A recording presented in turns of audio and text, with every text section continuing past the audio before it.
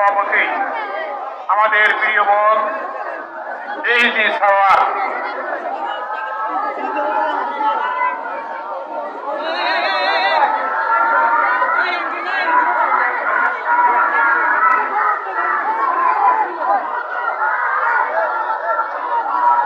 বিসমিল্লাহির রহমানির রহিম।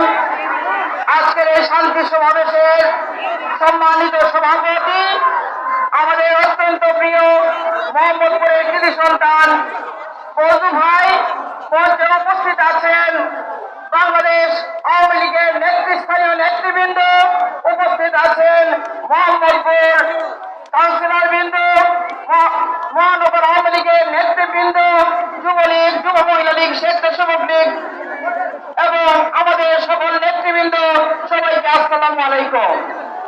এখানে বক্তব্য দিব না, শুধু বলতে চাই আমরা আজকে যার নেতৃত্বে বিগত দিন এই মোহাম্মদপুরের মাঝে মানুষের নেতা, সকলের প্রিয়, বাংলাদেশের সবচেয়ে সাহসী নেতা যাকে বলে আমরা মনে করি, সেই অ্যাডভোকেট জাহাঙ্গীর কবির নানক ভাই বস্ত্র এবং পাট মন্ত্রী মোহাম্মদপুর থেকে উনি বারবার নির্বাচিত হয়েছেন।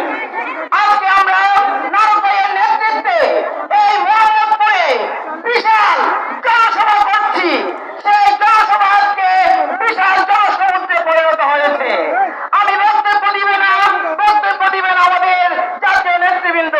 শুধু একটা কথা বলতে চাই, তারেক জিয়া আপনি যে নির্বাচন বানচাল করার চেষ্টা করেছিলেন, আপনি করতে পারেন নাই।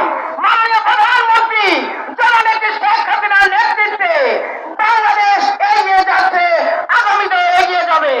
বাংলাদেশ যুব মহিলা লীগের পক্ষ থেকে আমি বলতে চাই, আমরা রাজপথে ছিলাম, রাজপথে আছি, রাজপথে থাকবো ইনশাল্লাহ।